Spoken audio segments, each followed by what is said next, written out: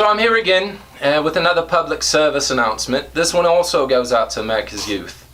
Now, a lot of kids these days are trying to make a little bit of extra money. Allowance certainly doesn't cut the trick. Everybody wants to buy the new iTunes, right? And we've got so many things that we need. So I'm going to teach you kids how to make real money selling weed at your schools. Now, there's a couple lessons to keep in mind.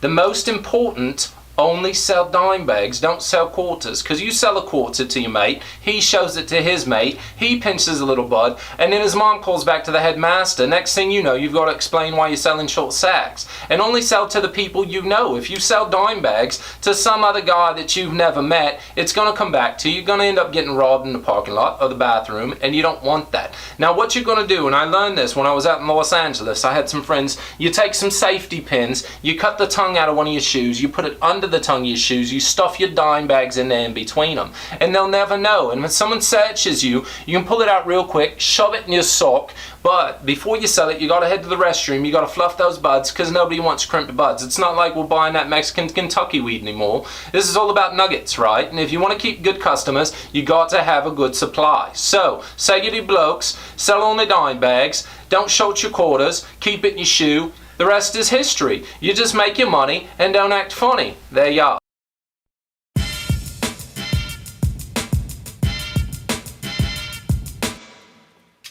Sal, how are you doing? Hey, what's up, buddy? It's good to see you. Hey, I was walking through the neighborhood, saw you in here. I just thought I'd come in and pay my respects. Cool. So, Sal, you hear any good jokes lately?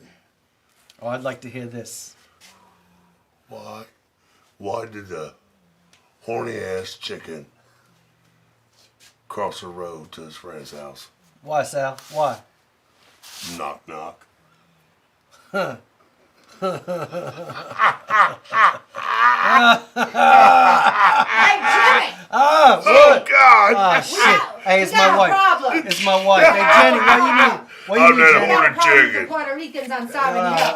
Hey, I gotta get out of here. I gotta get out, Sal. Good Nice to see you. seeing you, buddy.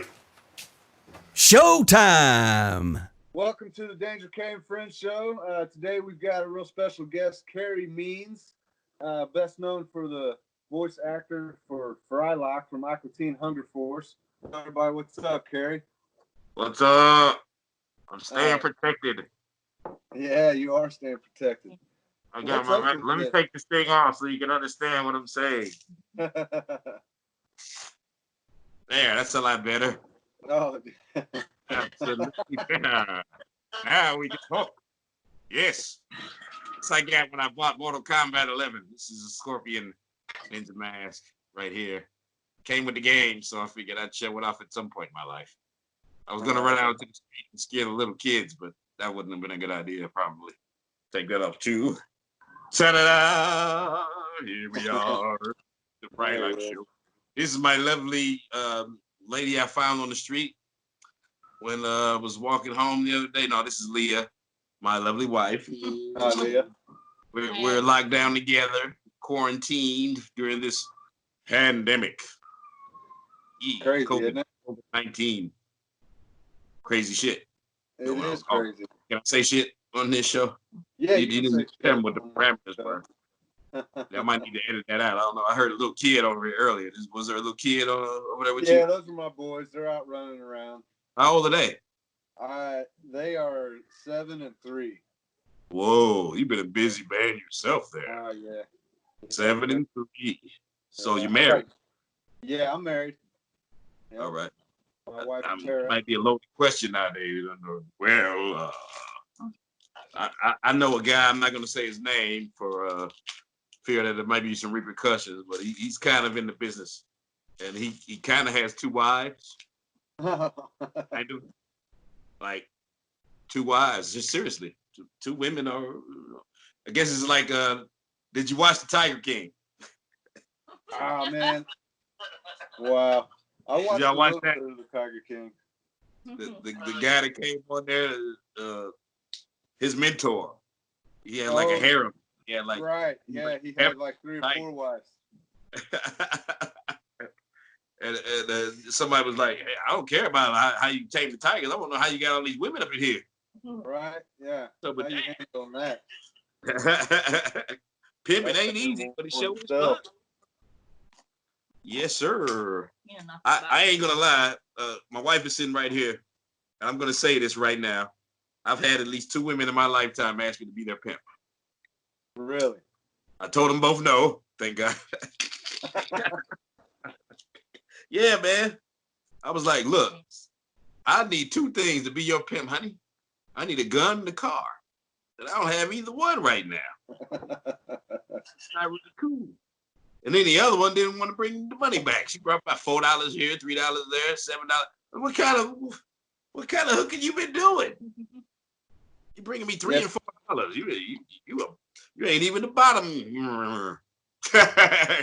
Pimping sounds cool, but the reality of it, it really isn't, because most of those girls are all hooked on drugs, and it's not what it's all cracked up to be. You gotta keep hooked on the candy, baby. Otherwise, they'll get unruly.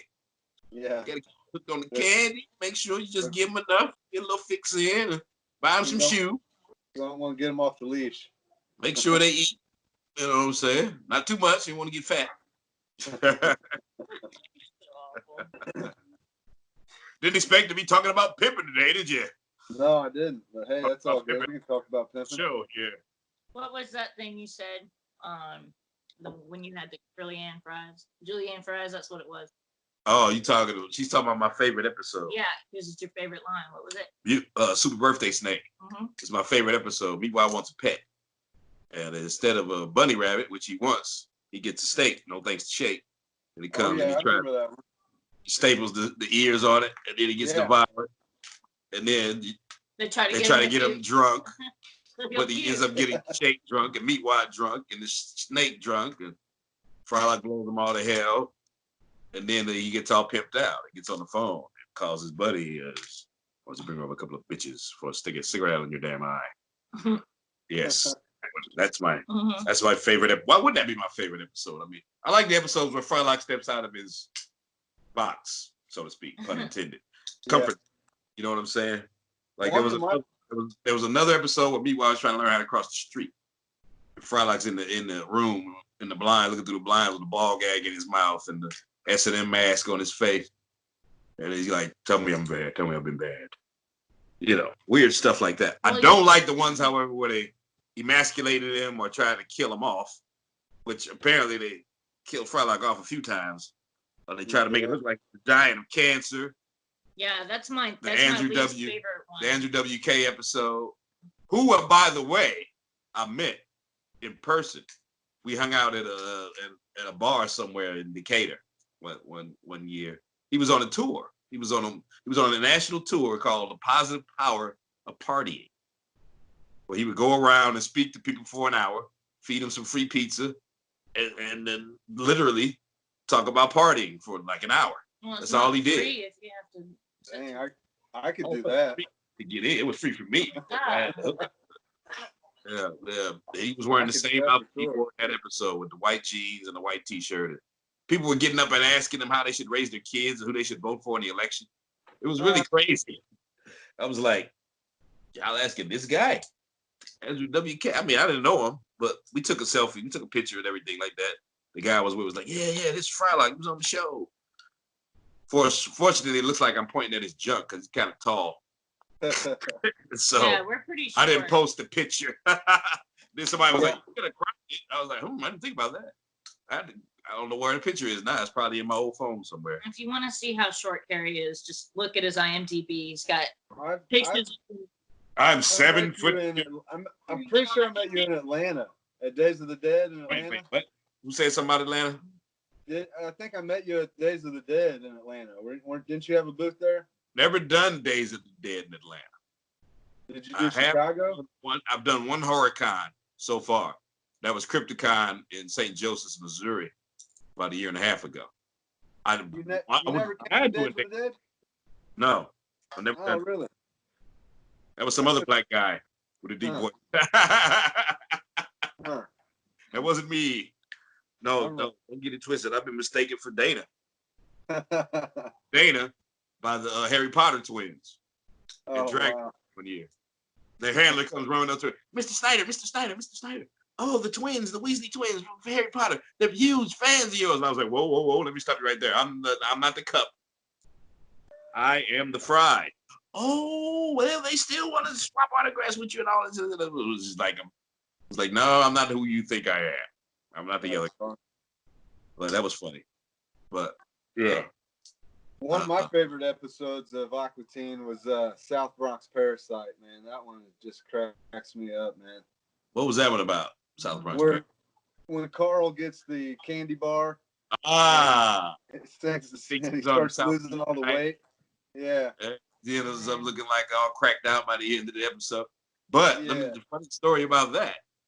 At the time, I was dating not this lovely thing here. I was dating another woman who had 2 small boys, and I used to take them to the studio with. Yeah, you want to, they were like 8, 6, and 8 by this time. You know what I'm saying? And the older one ended up doing the VO at the end of that episode when Carl turns into a moth creature hanging from the ceiling. He goes, "I win, Frylock, in your face." That's a Kennetine Nickens. His name is in the credit. They paid him $50. And I'm sure his mother spent it. But anyway, paid him $50 to do it. And I looked at him, I said, "Hey kid, you're a professional voice talent now." That's awesome. So yeah, Dave Willis just knelt down like, "Hey little man, you want to get in the booth? You want to do some recording? Come on in here, read this." So that's how he ended up getting that little credit and that part in that episode. So yep. That was my ex-fiance's child at the time. She's from Alabama, and any you Alabamians out there, she was from Alabama. That's where my brother-in-law lives. I sent her back. Not that there's anything wrong with Alabama. Nobody there's something wrong with her, but that's another story. She was a part most of the time. But when the bipolar kicks in, baby, it kicks in. Full Nelson, huh? This, but I ain't say her name. I didn't say her name. You can't get me. Potential Mrs. Means. She didn't quite make it. She didn't quite make it to status. How'd you end up in Atlanta from Jefferson, Missouri? You've been doing a little homework. You kind of got a little muddled a little bit. I went to college in Jefferson City, Missouri. Lincoln University. Lincoln University. Oldest land grant institution in Missouri, founded in 1866 founded by colored soldiers. Civil War veterans, wasn't it? War soldiers founded the university I went to. There's 2 Lincoln U's. One's in Nebraska and one in Missouri. I've actually been to both of them. I've been to the one in Nebraska, the Cornhuskers. Yeah. That Lincoln, Nebraska. Went party with those guys, man. They party hard in the Cornhusker territory. I'll tell you that right there. Those guys, it was college days. Everybody was wilding out in the 80s in college when I was in college. But anyway, so yeah, I graduated from Lincoln U in fall of 1990, 91, something like that. Came home to St. Louis and started doing theater. Let me back up a little bit. I started off as a music major. Okay. I didn't do a little composing, don't you? Start classically training with my voice until after college. But I started classically training in college. I sang arias and singing in the choir and things of that nature. Well, growing up in St. Louis is where my hometown is, St. Louis, Missouri. That's where I grew up. Okay. And once my voice changed, once they dropped and my voice changed, because I sounded like my sister at first, where people call and get me on the phone. I'll be like, "Hello." They'd be like, "Hey, baby, what you doing?" I was like, "This is not Karen. I can get her." Then when my voice finally changed, I got to talking like this. And they pick up the phone and they go, "Oh, excuse me, Mr. Means, can I talk to your daughter?" Yeah, hold on. I go, "Oh yeah, who is this?" You know what I'm saying? So that was fun. And then I found out that I could do impressions. I could impersonate my teachers and my administrators in high school. And so my classmates would be like, do Dr. Franklin, do Dr. There was an administrator named Danny Franklin. He used to do the morning announcers every morning. And I could do his voice really well. He had this little nasally pitch to his voice. He was like, "Andre Reynolds to the office, please. Come to the office now." And then, we need to sneak into the office and get on the PA. And I was like, "Yeah, you trying to get me expelled from school." But anyway, when I went to college, I started singing in the choir and then learning all these arias and bass lines and stuff like that, singing in the bass section in the choir, right? And on a dare, somebody came to my dorm room and was like, they're looking for somebody to play a gay guy in the play. Nobody wants to do it. I was like, I go audition for it. You know, no problem. I had no problem with my masculinity. I know that I'm all 150% male.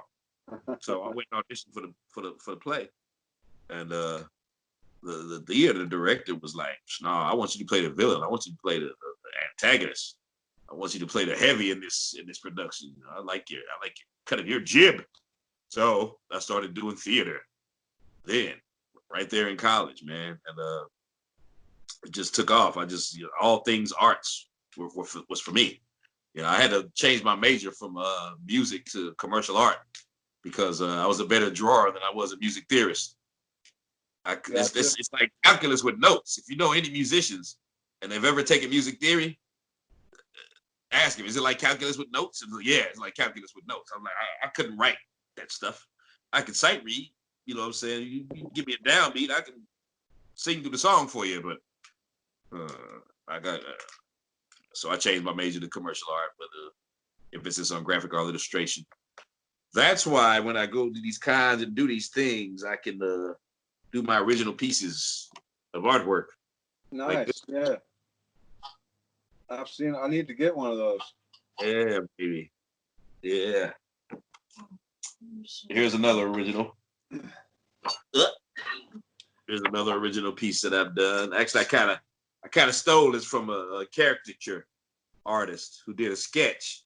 I kind of bit off of him a little bit. He's happy about it though. He's seen it. He loves it. But yeah, I do original pieces, commission pieces. How can our viewers purchase those, Carey? I don't know if you heard that, but Brian asked, how could the viewers purchase your artwork? Facebook. Brian, you sound like you're in a cave. You can do it on Facebook. You can message Carey on Facebook or on Instagram. DM me. Isn't that what the kids say today? Yeah. DM me, dog. I don't know what any of the abbreviations mean. Not answering or something, you message me. We're online like all the time, pretty much, except for like a few hours when we're sleeping. I don't have a website, but I do have a Facebook page, and you can direct message me on Messenger. That's the best way to get me. Facebook, Messenger. And if you need to find him, all you got to do is Google Carey Means. Oh. All of this. You'll see a bunch of stuff, but I'm in there somewhere. All this stuff is correct, actually. He comes up first. He's got the side panel, and he has the links. You'll see LinkedIn, Facebook, Instagram. I also have a YouTube channel. Yeah, you'll even see, I think you'll see the link to his YouTube channel there too, but they all go to the correct places, so. He's easy to find. Your YouTube channel, Carey Means? Yeah. Yes. Okay. Nothing fancy. It's my name. And it's Carey. Yeah, Carey. EMEANS. Eddie and Lucy's baby boy. That's me. Yep.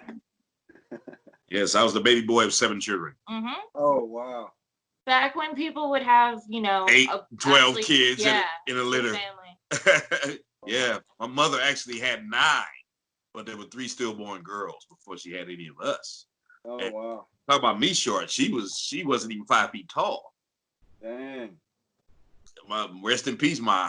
But she popped all of us out. I'm glad she didn't stop at 4 because I was number 5. So yeah, that's crazy, man. Back in southern roots, because both my parents were from Mississippi. Okay. And they both moved to St. Louis when they got married. And I found out my mother and father were part of a double wedding. So her and her sister got married the same day they had a double wedding. Weren't they twins though? No, they weren't twins. They were sisters. Oh, okay. Not twins. I thought you had like older twins. I got twins in my family. 2 sets. Yeah.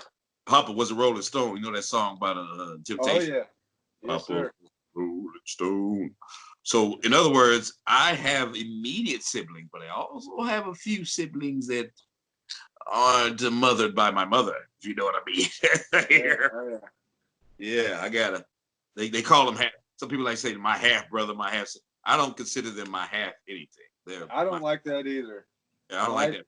My 2 boys have another older brother that I got from another lady, and I don't use that term half brother either. That's their brother. So Absolutely. it makes them, that word makes it sound like they're half important. You know Half what of I'm a saying? person, you know what I'm saying? Not a real person. Like, Yeah. you don't have my blood. You ain't all my blood. Right. That's your brother, man. Exactly. You know what I'm saying? You got the same mother, or you got the same father. That's your blood. That's just your family. blood, exactly. Period. I drink to that. I still keep in touch with my brothers from the other mother too. I hear from them all the time. Yeah, That's good. That's good. I like to keep in touch with my family. You know, both my parents are gone, and all my grandparents and stuff are gone, but all my siblings, as far as I know, knock on the wood, are still around. There's enough of them. I got a brother in Maryland. Some folks still back home in St. Louis. I got a sister somewhere in Iowa. I say somewhere because nobody's heard from her in forever. My family is weird, man. My family was weird growing up. And we grew up in a house, seven kids in a house with a mother and father. So it wasn't like it was a broken home or anything. Even though my father was like, he tipped out when he could, but stuck with him. She stuck with him, you know what I'm saying? And I gotta say that I'm grateful for the way I was raised, because it's funny when you're being raised by a Marine, but it's even more funnier when you're raised by a Marine's wife. So, and I don't mean funny, ha, I mean funny, whoa. I've seen my father knock my oldest brother across the living room, like from one end to the other. I saw him do it backhand, like slap. I was like, wow, man, I don't want to piss him off. But I did, of course. Yeah, of course we I all did. test our dads. But you don't forget that backhand came from your old man. I can't, to this day, I don't know which whippings was worse, from my mother or my father. My mother would get the switch on you, you know. My father would just beat the fuck out of you. You know what I'm saying? But my mom had a paddle with Proverbs 23 something engraved in it, man. It was about an inch thick, and oh boy, she liked to use that damn thing. What's that? Is she? It was a paddle, a wooden paddle, and it had Proverbs, a verse from Proverbs engraved in it. For that verse? Oh yeah, I know. Something about the riding the staff and obeying your mother and father, and you know. It's weird though, 'cause you grew up real great. You Well, know, I'm not saying that I was abused as a child. Okay, it wasn't like everyday beatings, but kept me in the basement in a cage. It wasn't like that. I had some freedoms. Right. Today it would be like today. abuse. The kid can call child services on the parent for whooping their ass. Right. I'm gonna call child services. They're gonna take me away. Yeah, but see, the problem with that is these kids go to these foster homes, and the foster parents are worse than the biological parents.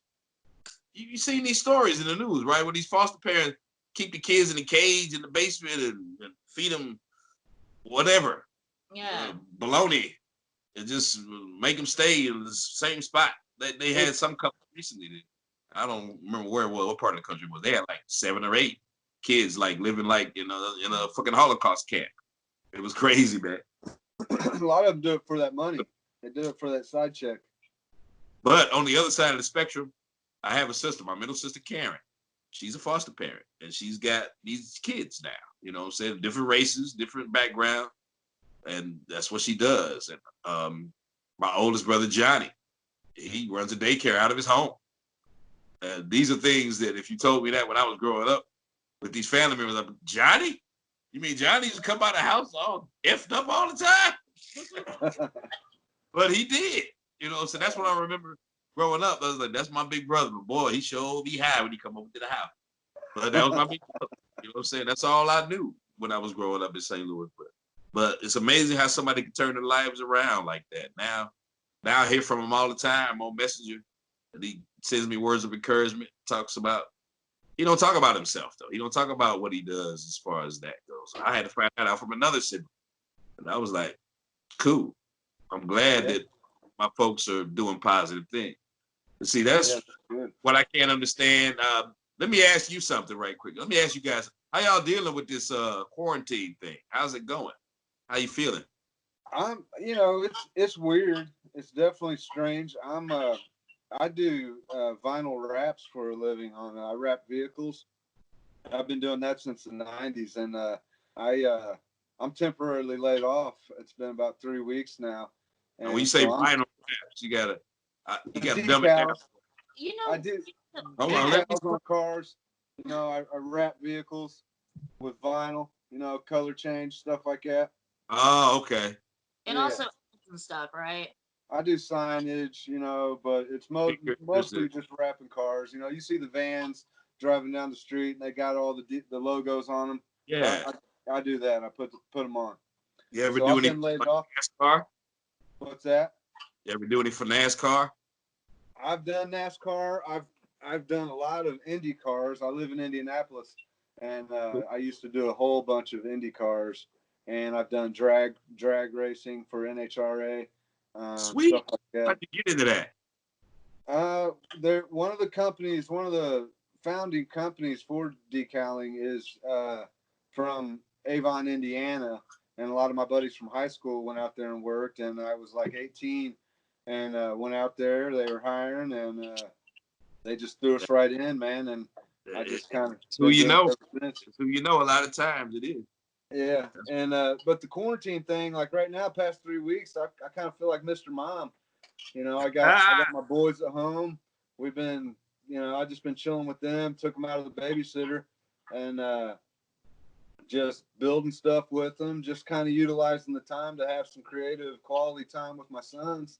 I know your boys know Dad is cool from what you do with the vinyl rap stuff. They know that's cool, right? Oh yeah, they think I build the cars. It's hilarious. Well, let them think that for the time being. Yeah.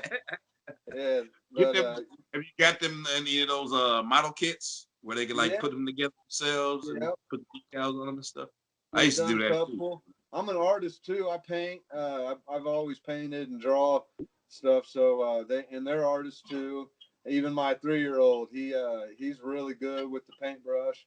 3-year-old, hey, that's the time to start him, right? Man, he's been doing it since he's 1.5, and What? he was actually out of all my 3 boys, he's the most meticulous with the paintbrush and would never mix the colors. He would dip the paintbrush in an individual color and hit it on the canvas and never mix them together, you know. And he would just it was just amazing to watch him at such an early age. The baby boy, right? Yeah. His name's Ezra. You gotta watch out for them baby boys, man. I'm telling you, I'm a baby boy myself. That's where all the talent's all the way down to the baby. Yeah. The other 2 might have some skills, but the baby boy gets all the good juices. Let it come out right there. Hey, I gotta ask you a question about so like with your artwork, did you do any of the artwork for Aqua Teen or? This is a legal cigar. Yeah, I see that. This is a Capone. Oh, And Capone. Those are Secreto. good. Those are sweet, man. Cognac. Yeah. Yes, sir. But no, but funny you should mention that. And when you mentioned how you started doing the vinyl wrapping with the cars and stuff at 18, the guy who used to do, I have to take it back even further than this.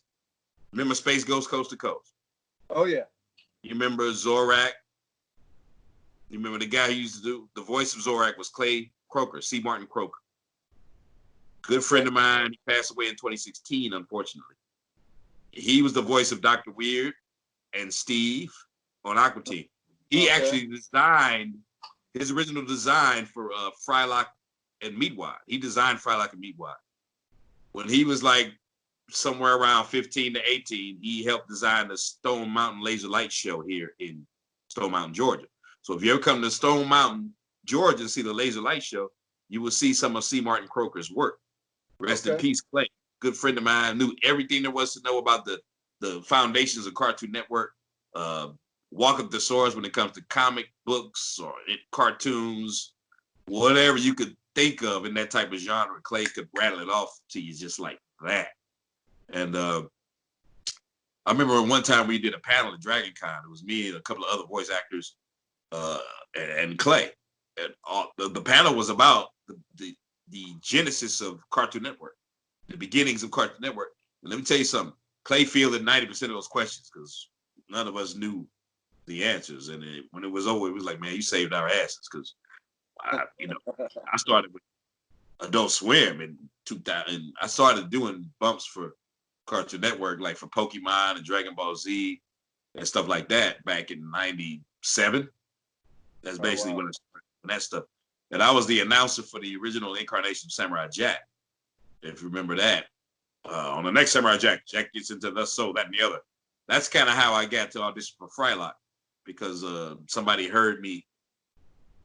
He was a production assistant at the time, but he probably is a CEO of the company now, but his name is Larry Morris.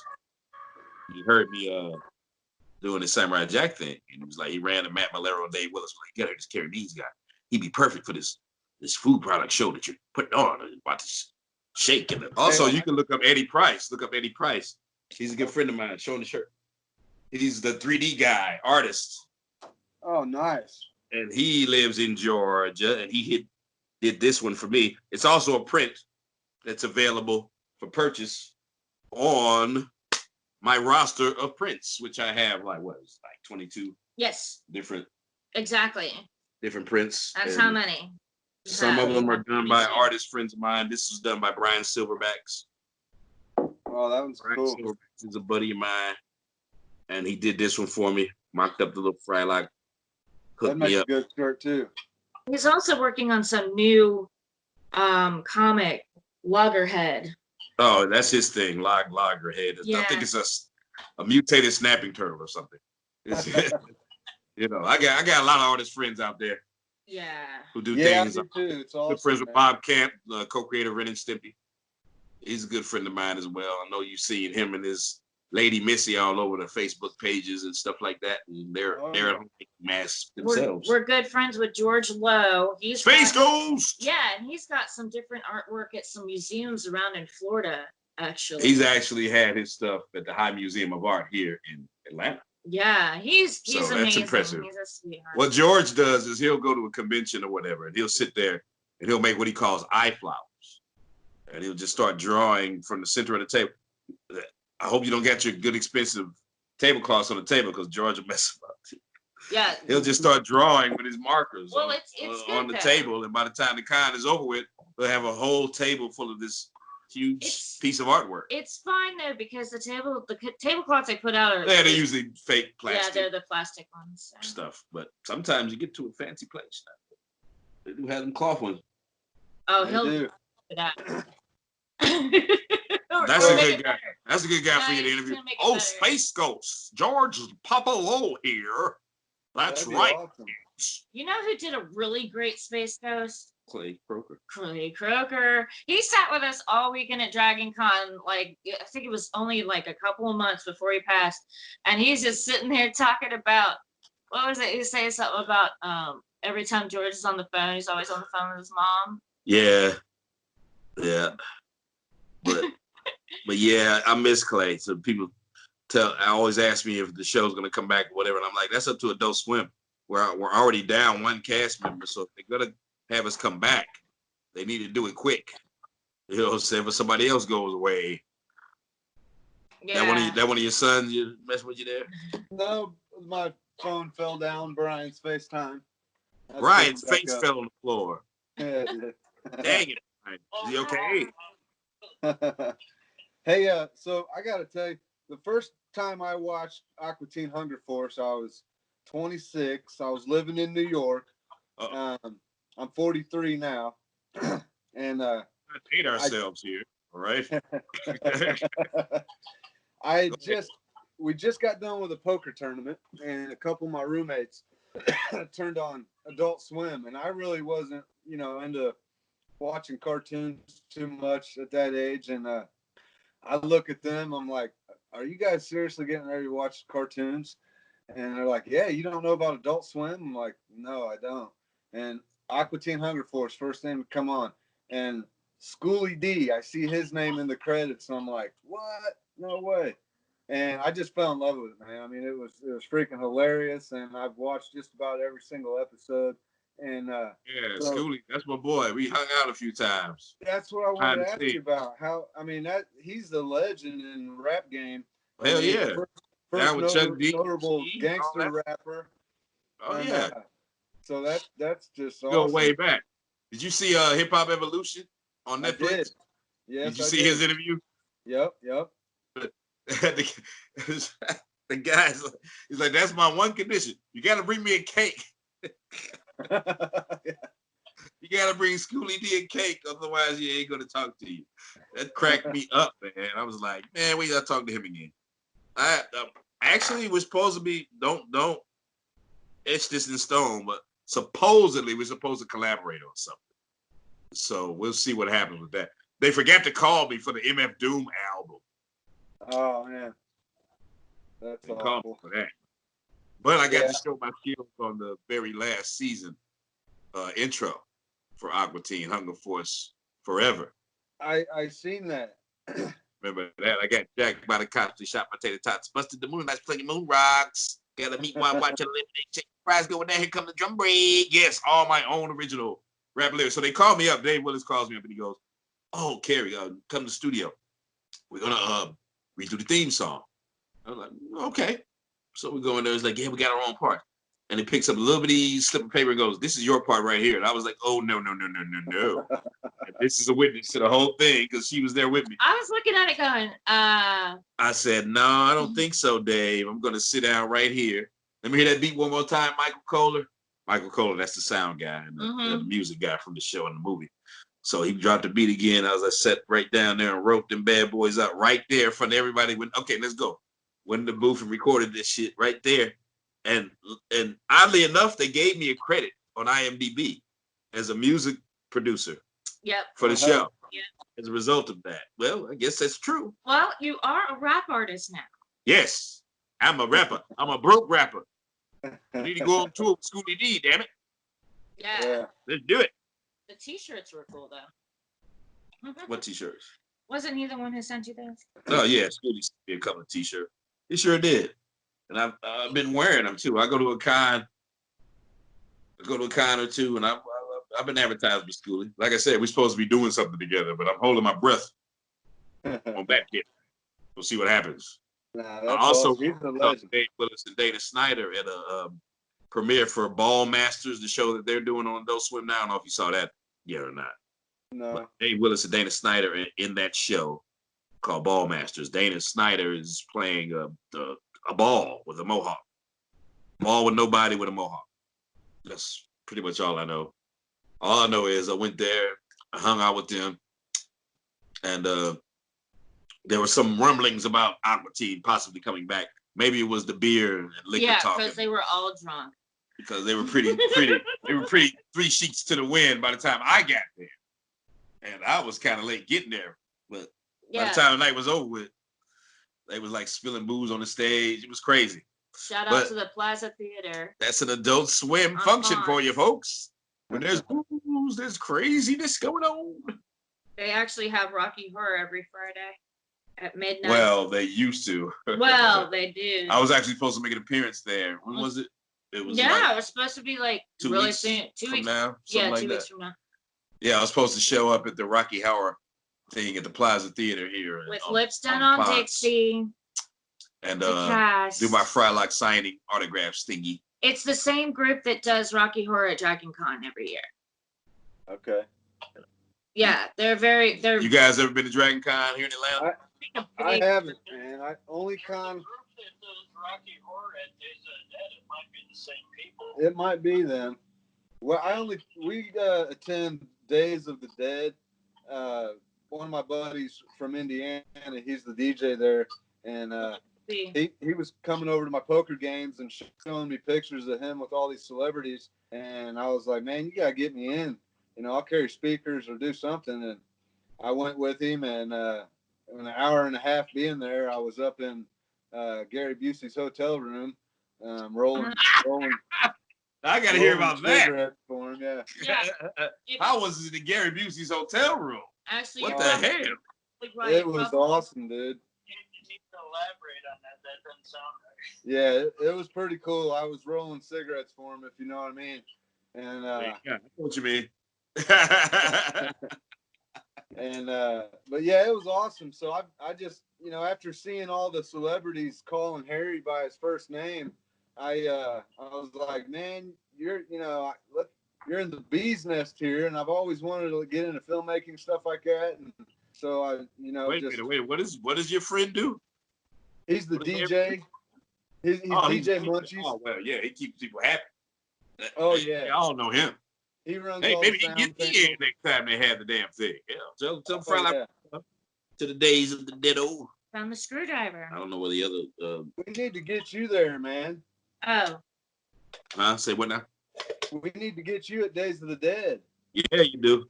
yep. Like I said, I'm no stranger to the horror con thing, not anymore. A couple of years ago, Dana was supposed to do Crypticon of Kansas City way, and he canceled. So they got me in substitute in for him at the last minute. And I tell you, man, I had a ball, man. It was great.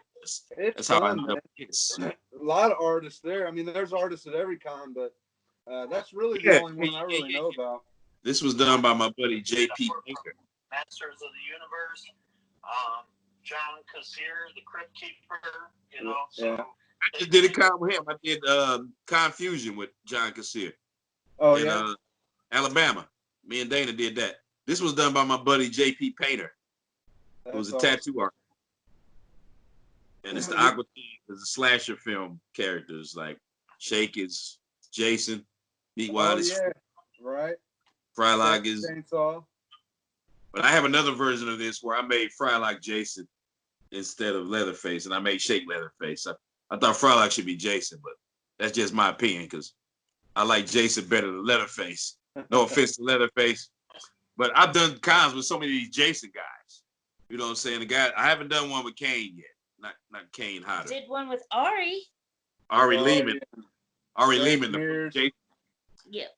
He got a heavy metal CJ band now. Graham. What's his name? Oh yeah. Mears, because his last name. Derek Mears. Eric Mears, yeah. Yeah. He was real cool. I sat right Derek's next to him real at Crypticon, actually. Yep. And the guy that's the new Darth Vader, he's actually the physical embodiment of the new Darth Vader. He was at the con. Linda Blair was there. They had us sitting right next to each other, but they had to move her for me because the universe would have imploded. You couldn't have Have had you heard that. of Astronomicon? I have. Is that the one in Australia? That's in Detroit. Astronomicon. Yeah, it's owned by the guys Twisted, the rap group Twisted. I've heard the only kind I heard of in Detroit is Motor City. Okay. Astronomicon, I think it was 3 years or something, but it's a pretty big one.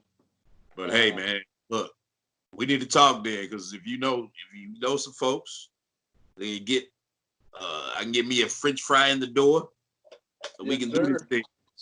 Oh yeah, man, we definitely get you. When I'm not gonna say if, I'm gonna say when this crap breaks and we can actually come in close proximity to one another. You know, and the cons, that's what's killing me this year.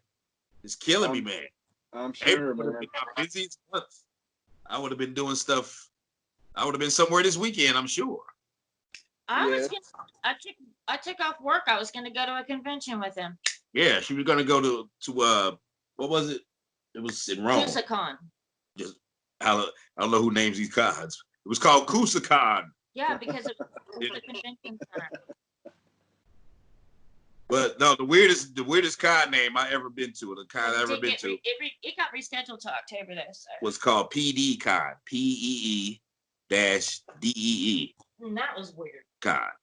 And apparently some of these places cons I guess are named after lakes or Indian reservations or Indian nations or something like that, I guess. And I had to know. I was like, so what's with the PD? Why is it called PD Con? I remember PD Wheatstraw, the devil's son-in-law. Oh, my. Did you see the Eddie Murphy Dolomite movie? Oh yeah, man, that's awesome. Oh man, I thought it was brilliant. I love it.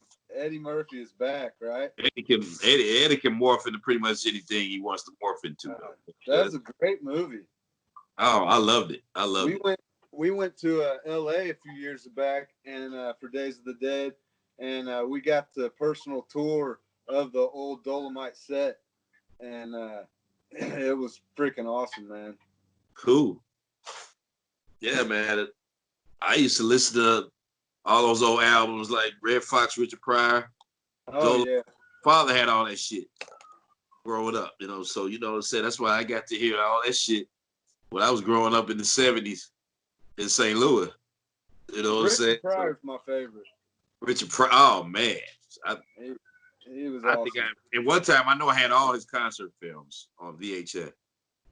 You can I've find actually, like, I've Netflix. actually befriended his son, Richard Pryor Jr. on Facebook, and I got an autographed book by him. Pryor Jr. Yeah. Yeah. People say Steve Harvey's his son. You heard that? No. I've heard that. But if you, I don't know though. He kind of got that mustache going though. He definitely's got the Pryor mustache. Kind of sound like him too, but I don't know. I don't think Richard was that tall. Maybe he had a tall mama. Who knows? But you know when they were young. Hey, when they were doing Stir Crazy, when they had the chicken outfits on in the bank, he was high hell. Oh yeah, man. And his wife was talking about it. He's like, he was gone. And that scene right there, he was off his nut. He was so You can see it for sure. See him high as hell too. Yeah. You can definitely tell. I'll be watching Harlem Nights on Netflix now. I love that movie. Oh, Harlem Nights is awesome. You got Red Fox, Richard Pryor, Eddie Murphy, and Robert Harris was in it. He didn't get to hardly do anything. His brother Charlie was in it. That was sad when his brother Charlie died. Yeah, it was. He was hilarious. The true Hollywood stories that he used to tell on the Dave Chappelle show. Oh my God, those are awesome. You know the one he told about Prince, right? Yeah. You know what Prince did in retaliation to that story? Prince made a single called "Breakfast Can Wait," and I still to this day have it on my playlist. And it's Dave Chappelle dressed as Prince holding pancakes like this on the cover of the single. So somebody asked Chappelle about it. It was like, "You think Prince gonna come after you?" I was like, "No, man. No, man. Prince, I ain't worried about Prince coming after me." Prince said that story was true, except he didn't make the pancakes. It was true. Yeah. Yeah. Rick James did. Charlie Murphy really didn't get the recognition I think he deserved. He was funny, man. If you look at the credits for Vampire in Brooklyn, I think he wrote the screenplay for Vampire in Brooklyn. He wrote a few things. He wrote a few things that people don't know about, really. Yeah, he was pretty talented dude, but no, he was just in the shadow of his brother. Yeah. Which probably ended up helping him, not hurting him really in the end, because he started doing stand-up later on in his career. If Eddie it Murphy, wasn't for Eddie, he probably wouldn't have made it, but who knows? Yeah, my brother called me up. He's like, yeah, no, Charlie was talking about this. Yeah, I called my brother, and I was crying and stuff. Come on, because when I first went out there, I bombed. He was like, motherfucker, get off my phone. Click. And he hung up on, oh, you got booed. Please, fool, get over yourself. Click. And hung up on him. He was like, man, you know what I'm saying? Thanks a lot, brother. But hey, it takes a lot to do stand-up. Man, look. Somebody asked me why don't I do stand-up, and when I didn't like my answer, called me a pussy. You never guess who it was. Who's that? Primark from Barry Gordy's The Last Dragon. He's like, Carey, you do stand-up? I was like, I can do sit down right now. We sit down to dinner, ain't we? You know, it was like, oh, you're a pussy. You're scared to do stand-up. I was like, what do you say to Time Mike when he calls you a pussy? Honestly, I had heard a long time ago that he was dead. A rumor through the rumor mill that he had died mysteriously or something. And then I see him at a con, like about 3 or 4 years ago. And that's the first thing I said to him. He kind of gave me that blank look like, told you that. You know what I'm saying? I was like, no, that's just what I heard. I heard Timok died mysteriously. But the guy who played Show Enough in the movie, he did die. He's gone. He passed away. The guy who was the bully. I don't know if you saw that movie or not. Oh, yeah. Last Dragon. Yeah. You got that glow, that glow. I can't wait to see the Coming to America sequel. They filmed it here in Atlanta. Yeah, that's going to be awesome. They film a lot of stuff here in Atlanta. Yep. It's I know a lot of people have moved down there from here just to get went more into the movie business. But now, with this coronavirus thing, man, there was an audition in there for the Tyler Perry show in the email. Did you see it? I want you to self-tape, and I They didn't wanted me do to it. play an audition for a security guard. I do get auditions from time to time from Tyler Perry Studios and things of that nature. Haven't gotten any yet, but I knock them out when I can. She gets auditions sent to her now. She's doing voiceover stuff. So, folks out there, if you need a female voiceover talent, Hey, here, do it. Yeah. Horns and all. hopefully in the future, man. I mean, we make films and stuff, so hopefully in the future we can get you on something, man. Hey, I'm an actor. That's what I do. I got and I do VO. a sound studio set up, so. Yeah, we got our own home studio set up here and everything. So we're about to try to make the leap to Source Connect here in a minute. So that's what everybody's asking for now, apparently. It's hard to get to a studio now. I mean, one of the major studios that we used to record at for Aqua Teen was shut down like 4 or 5 years ago now. Was that the meat locker? Oh, I stick him in the closet. Was that the the studio called Meat Locker? We transformed our bedroom closet into the booth. Uh-huh. What's odd is one of my agents told me that a lot of her clients use their bathrooms. That's the dumbest thing I've ever heard. Which I find very strange. And I said, doesn't it echo?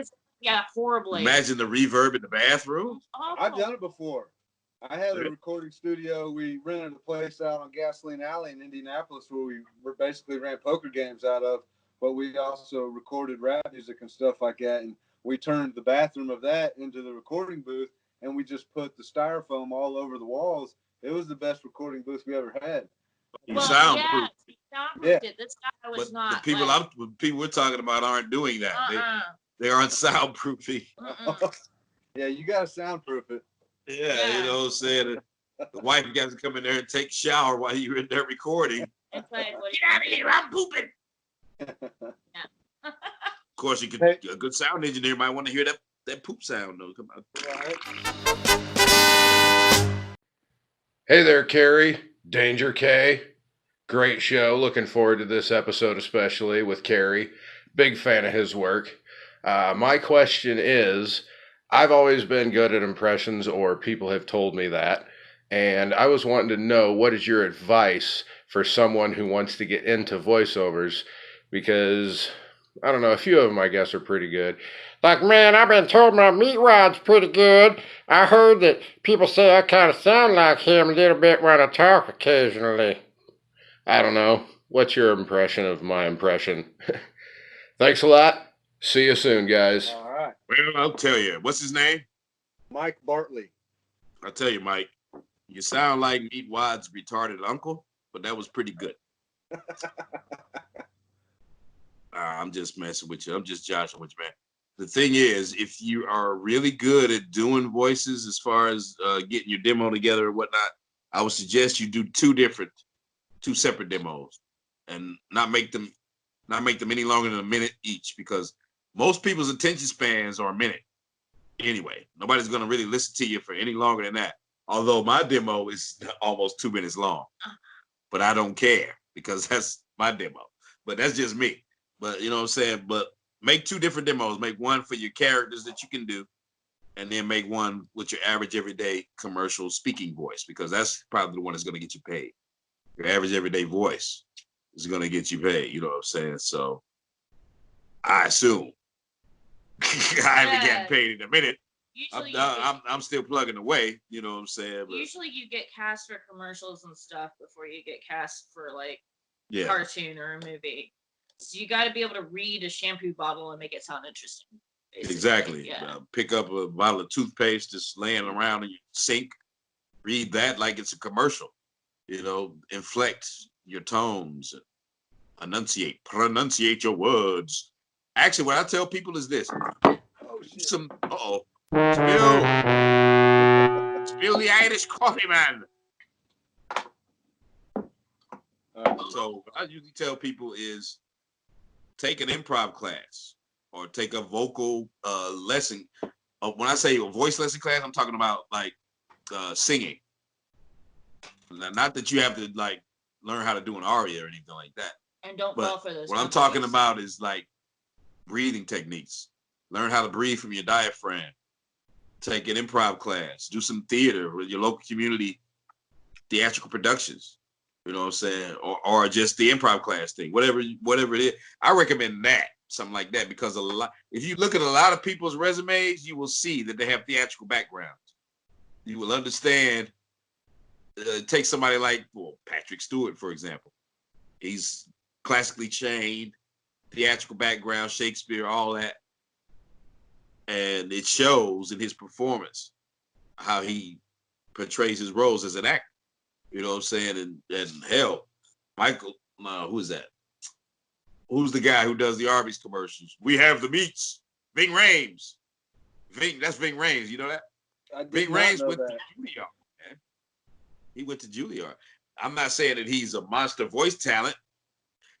He's okay, but he's doing better than me doing the Arby's commercials. I'll tell you that right now. You know what I'm saying? So, I mean, James Earl Jones had a speech impediment. He used to stutter, but he was a kid. He overcame it, obviously. But and then don't fall for those those fly-by-night folks. Like I said, we're gonna show you everything you need to know how to become a voice talent. Just pay us $5,000. So I'm asking some of these companies. I call them out, man. I go, okay, what do you get for $5,000? I'm still waiting to this day. I'm still waiting on the answer. What do I get if I pay you $5,000 of my hard-earned money? You're gonna show me everything I need to know to be a professional voice talent. No, stop taking these people's money, man. You know what I'm saying? You can research this stuff yourself. I'm sure you know what to do to set up a home studio to start doing voiceover stuff if you want to do it. You know what I'm saying? All you got to do is research this stuff for yourself and take a few classes. Yeah, take some of these free webinars that these folks are offering, but stop there. Don't do anything other than that. Take the free webinar. You got to get the equipment. That's going to cost you a couple of grand anyway. Not to mention the $5 or $6 grand these people are asking from you to teach you how to be successful in the industry. They can't teach you nothing that you can't pretty much learn yourself. Because it's like it's your every job you get as a voice actor. It's not something that's going to go on forever. I mean, some of them do. Like, you're not going to get so lucky to be one of the Simpsons characters that's returning every single year for 20 years. I had no idea that Aqua Teen was going to last a decade and a half, 15 years. You know what I'm saying? Yeah. They had no idea. Over there, the creators of the show had no clue what they had. You know what I'm saying? It's golden though, man. The Aqua Teen is so funny, man. And it's just you're constantly looking for new work all the time. You're always looking to get hired. You don't just get one job. You got to get like 15 of them. That people assume that since I was Frylock and Thundercleese and all this and that I get all these jobs thrown into my lap, and I'm like, it ain't like that. I don't get residuals. I don't get royalties, because if you remember, the shows were only 12 minutes long. They didn't have any sponsors. They didn't have any commercials. No, they didn't. No commercials. There were no sponsors. None of that. But from what I understand, though, the streaming shows now, they're streaming now, they have commercials. They come in during the show now. But that doesn't help me any. No. Because when I signed the contract, I was just happy to be on the cartoon. I was like, yeah. Who thought about I didn't think about residuals or anything like that. And they weren't thinking about it either. They were like, I'm excited. They were just going, I'm excited to get my cartoon on the air. But living in the right to work state of Georgia, which we live in, I don't know how it is in Indiana, but this is a right to work state. That's why you see so much stuff filmed here. You know, you know what that means, right to work? Not really, no. I'm not really that smart of a guy. Basically, it means, okay, say for example, I'm a roofer. I'm going to fix your roof. But you don't pay me until the job is done. But if we're in a right to work state, I'm what is known as an independent contractor. You can take up to 90 days to pay an independent contract if you so choose as a business or a person who is employing me. And believe you me, they've taken way up to 90 days to pay me. And also, there are no unions. No unions. Well, None. yeah, And you okay. can I take find- that back. I do know about right to work, and we were gonna have on my first show. We were gonna have the libertarian candidate for governor, and one of my buddies. And I'm not a political guy at all, but one of my buddies, I asked him to write me some questions to ask him, and that was one of his questions: was is he going to bring the right to work back?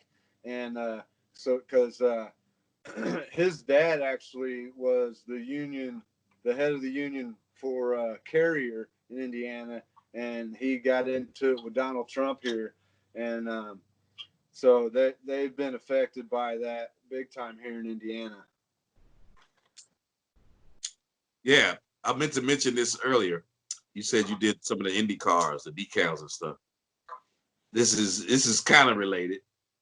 When I was in college, we used to go on choir tours. You know what I'm saying? They would take us to different states, different cities, and Indianapolis was one of those cities we went to. And instead of, a lot of times to save money, instead of paying for hotels to stay in, some of the alumni from the college would put us up in their houses. So me and my little crew, me and my little roommate crew, that we all hung out together and everything, we got to stay with this cop who lived in not like a stone's throw from the track, the Indy track. Okay. And somehow he had access to the track. And he took us to the Indianapolis 500 track, and we got to drive around the track in his minivan. Oh, yeah. That's awesome. And we were in his minivan, but he let us drive around the track. And like I said, this guy's a cop now. He's got a man cave, which is where we slept. Kegs of beer down there in the man cave. So we was in hog heaven, boy. We got to drink for free and drive around the Indianapolis 500 track. I was like, cops ain't all bad. It's like, how come all the cops that we meet are cool? It's weird. It's because you're white. No, because you have a lot of friends that are police officers, and you know it. They're just nice. Apparently, they're just nice to us. I don't know what it is. It's because you're cute and white. Well, it's because I'm cute. You're cute too, so it's the double cuteness. That's what it is. No, for a long time, my wife was always worried about me going out to conventions. I know you're out there sleeping with those cosplay hussies. No, I did not. Are you crazy? I did not. You did have a fear that I was sleeping around in cons at one point. No, I was. It was because of that one woman. Scorpio. She's a Scorpio. You know how jealous those Scorpio females are. There was that naked woman that was trying to get you. Naked woman. Yeah, remember that with that weird husband. Naked woman. Yeah, she was trying to sit in your lap. You don't remember that? No. What con was this? There was a naked woman trying to sit in my lap. That con. What? Oh, she wasn't naked. Oh, she wasn't naked. No, You sure? no. No, she wasn't naked around me. Oh. She might have got naked around the guy she squirted on. He tells me everything. That's how I got this. It's really funny. Because Jimbo was a victim of a Squirtle. Yeah. He'll come home. And I ain't talking about no Pokemon. I don't know how clean or raunchy this show gets, but there's a story behind that. Yeah, because he'll come home. He'll tell me every story. He'll tell me. And actually, this was at Crypticon. It was at Crypticon. And his name is Jim. I'm not going to say his last name, but let me put it to you this way. He's with the Ari Lehman crew. Ari Lehman. All right. Yeah. Jason. You might have seen his videos. And he plays the guitar. It looks like an axe from the movie. And he has the handlebar mustache. It's like a pirate. I know, Ari. Lehman, the first Jason Voorhees. Yeah. Ari Lehman. Yeah. He looks like a pirate. Mm-hmm. Yeah. Oh, man. And those guys were great. And we hung out and we had fun and we partied. And one of He his... lives in Georgia, doesn't he? Ari? No, Ari's Chicago, baby. Oh. Chicago. That's his crew. Him and Eddie Machete and all those guys over there. That's where I met them at Crypticon. And they performed and everything. We had a funky good time. At every con he goes to, always ends up with some crew of Oh, people. there's a story. There's Always. a story at every con. Yeah. Absolutely. Like, I always tell the story about how I did a con with Mr. and Mrs. Dog the Bounty Hunter Oh, that's cool. in Colorado Springs. And somebody got kicked out, and it wasn't me. He would never get kicked out. He's Not that I know of. He's too, Not to my face. no. I would get kicked out after the fact, and they said we don't want him back. No. Not that Carey Means. No. Not that Carey Means. No. No, that's not true. Everybody, okay, every time he's at a convention, like his handlers or the people who are running it or the promoters or whatever, they'll always call me and say, "Oh my God, your husband is so awesome. He's so sweet. He's so much fun." I'm like, yeah. That's why I pay her the big bucks. Talk sweet about me. They'll always call me. Well, don't always call me. Tell me how much they like you. Yeah. Can't wait to see you again. I bet your Pennsylvania friends will miss you. Pennsylvania? Mm-hmm. All of them. Yeah. I'm trying to think if I Old ever school. been up that way. Yeah, it's like right So, around there. It's I'm like, talking about Indianapolis. Well, what kinds y'all got up there anyway? You were getting ready to. We've got the biggest con that we have here is Gen Con, and it's a gaming con. Gen, like Gen. It's the biggest con that we have that comes through. We got Days of the Dead. We got Horror Hound. I don't know. I don't know. You seem like you're more into the horror con stuff. I am only because of my buddy Carey Means. For filming. For filming, yeah, and it's just been a great outlet for us. I mean, that's how I met Brian. I mean, that's how I met my whole crew for filming and stuff. Is through Days of the Dead. I want you to write me a character. I want you to write a character for me. He's either going to have to be the killer or the hero who's stalking the killer in your next production. We're thinking about doing a something for movie. me. We're thinking about doing a gangster movie. I love it. Yeah. So gangster movies. I'm all for it. Yeah. I've always wanted to do a gangster picture. Absolutely, man. Down with that. Me too. A gangster horror movie? It will have to have some horror in it. You know what I'm saying? Who's done that? Nobody's ever done a gangster horror shoot 'em up movie. That's it, man. We need to do this. It's golden. We're going to work on the script and hopefully get started filming on that in 2021. So if you're interested, we'd love to have you. I'm interested. Oh. I'm already seeing scenes in my head right now. He's definitely. Definitely. Most definitely, man. I got you'll have to send me your address because one of our sponsors for the show is Rotten Rick's Meat Rubs, and I got a free sample here to send your way. Man, who made this sausage? You know Jimmy Styles made the sausage. With all the crispiness on the grill? With all the crispiness on the grill and all the flavor. What kind of seasoning could you have used? What kind of seasoning do I use? Hey, I use Rotten Rick's Meat Rubs. Rotten Rick's! Rotten Rick's! Hey, man, hey, we got one last bottle. One last bottle. It's my last bottle. Hey, Hey, I'll give you the website. I'll give you the website. Bet. All right, your website here. You can order your own. Let me get that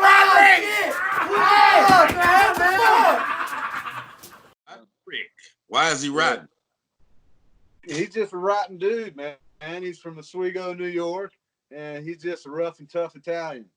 Well, that sounds awesome because we cook a lot. Rotten Rick's Meat Rub. And we cook like. Hey, does he need me to do a commercial? Hey, get some Rotten Rick's Meat Rub here. Rub it on your meat. It'll be very satisfying. Forget about it. Yeah, we'll use it for sure, man. Once you get the bottle, send me a little clip. Absolutely. Ask him what size shirt he wears so I can send an ugly ass bill. Yeah, what size shirt you wear, Carey? We'll send you a large. Large? Yep. And the wife wears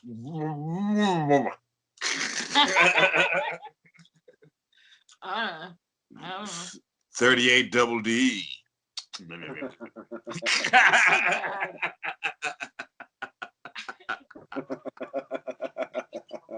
Two thumbs up. Hey, you're the one that's always horny. Mhm. Get it? Horny. She's so horny. She better be long time. What's your fault? I'm sorry. I was raised by a rabbit who loves carrots. He's I my know pet that rabbit. His name is you're a Bug. big Looney Tunes fan. Oh man, what are you talking about? Are you kidding me? What? When I found out that this one guy was doing all these voices growing up in St. Louis, and I was like, hey, that's pretty damn cool. That is pretty good. That looked like something I might be interested in. And, you know, I'm talking about not just that, the Three Stooges, Abbott and Costello, Jerry Lewis, all this stuff, man. I see these guys just having fun, and I'm like, I want to have fun like that and get paid. I'm the Marx brother. Yeah, I said that. Yeah. He always makes fun of me when I'm dyeing my hair. He says I look like Girl Time Marx. She is. She's. Show him your hair. No, my hair's blonde. She's a natural blonde, but she dyes it. She's a goth chick. If you haven't figured it out by now, she's a goth girl. That's cool. I first met her at Dragon Con. I'm sitting at my table signing autographs, and this chick comes up with this mask on, like from out of what is that movie? Dracufano. That's not the name of the movie. Tom Cruise. What is it when they all wore the mask? Eyes Wide Shut. Oh shit, I know what you're Eyes Wide Shut.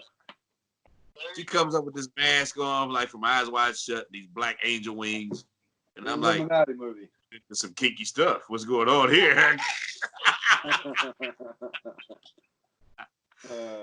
She starts, you know, fanning out, geeking out on me. So, you need anything? You need a sandwich? You need Coke? I'm like, who are you? What do you want from me? I used to time, so. She literally grew up at Dragon Con. So she's like, she's a Georgia peach. She's from here originally.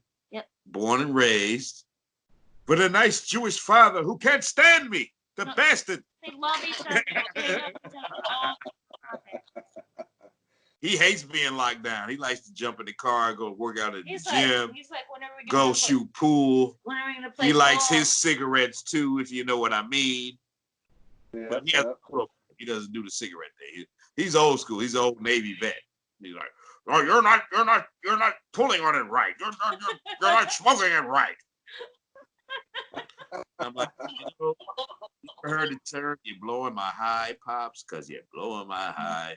I'm trying to get high. Is classic vibe, dude? He's I'm like such a pain in the butt sometimes, but we love him. Papa 11, my father-in-law. I tell you, all this time I had to kiss his ass, get close to his daughter.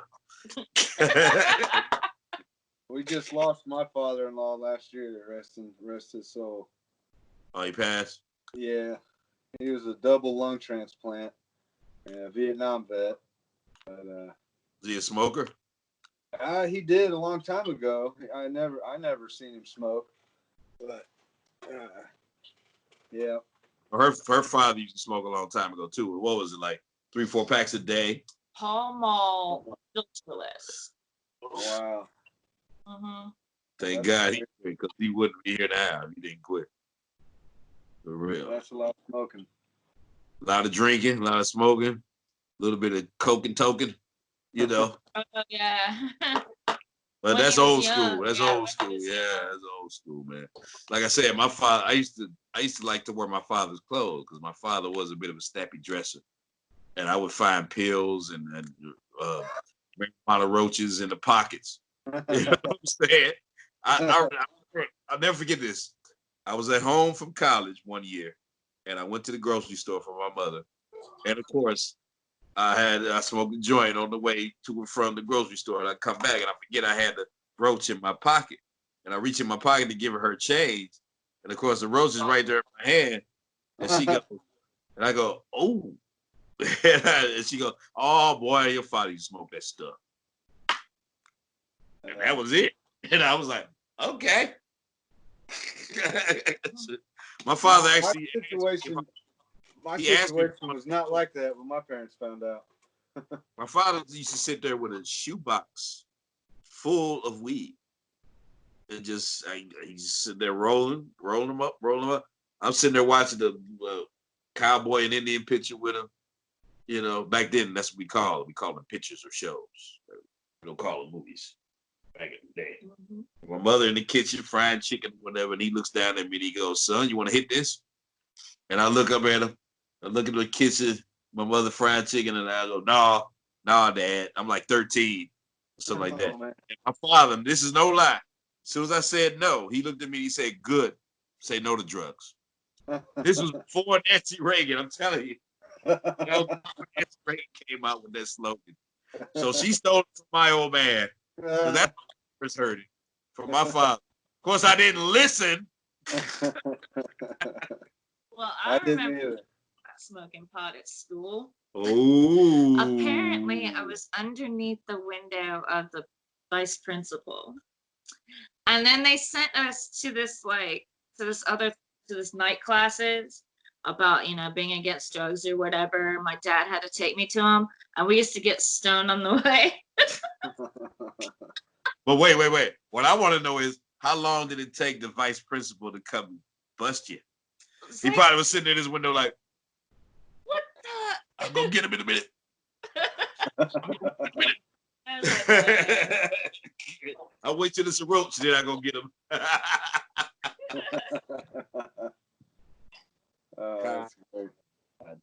Well, that's our target audience. So I remember I did a commission piece for somebody who wanted like Aqua Teens to be all weeded out, blended out. Everybody from Dr. Weird to the Moonanites.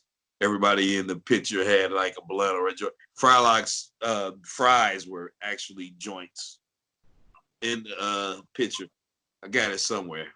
I did a bit. I sent it off to its owner. It's living somewhere. I think I seen that last year on Facebook. You probably did. Yeah, I always make videos when I do commission pieces. The last one I did, I think, was a guy. He wanted the tribute to Carol Spinney. He wanted Carol Spinney from Sesame Street, Oscar the Grouch, and Big Bird. Yeah. The scenario was Carl wants to move in to Sesame Street. He wants to move into Oscar's can because he's tired of the Aqua Teens messing up his pool. "Hey, yo, Oscar, I heard you got a pool in there. I'm moving in tonight."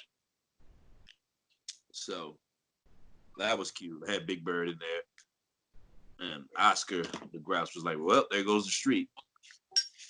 If Carl wants to, Sesame Street is due. Carl Bonataluski. Bonataluski. Just say Jones. It don't matter. None of this matters. His character is hilarious. Well, Yeah. Hey, Carey, we're going to cut this off. I want to say thank you very much for being on the show. Thanks, man. It's been a pleasure. We're going to stay in All right. touch, and we're going to work together in the future, man. Yeah, man. Get me in on one of those Days of the Dead. I will. I'm going to reach out to them, and I know they have not canceled the one in Indy yet, which is scheduled in July, right, Brian? That's correct. So we'll see about getting you on that roster. July, that'll work. Yeah. All right. So hey, much love, man. I thank you very much for this. It's been awesome. I'm a huge fan, and now we can say we're buddies, and we're gonna work together, man. It's been a real pleasure. Subscribe to Danger K and Friends. This is the show. I will come to your house if you don't do it. I mean, do it. Frylock says so. Peace, love, and fragments, y'all. Danger K. I'm out.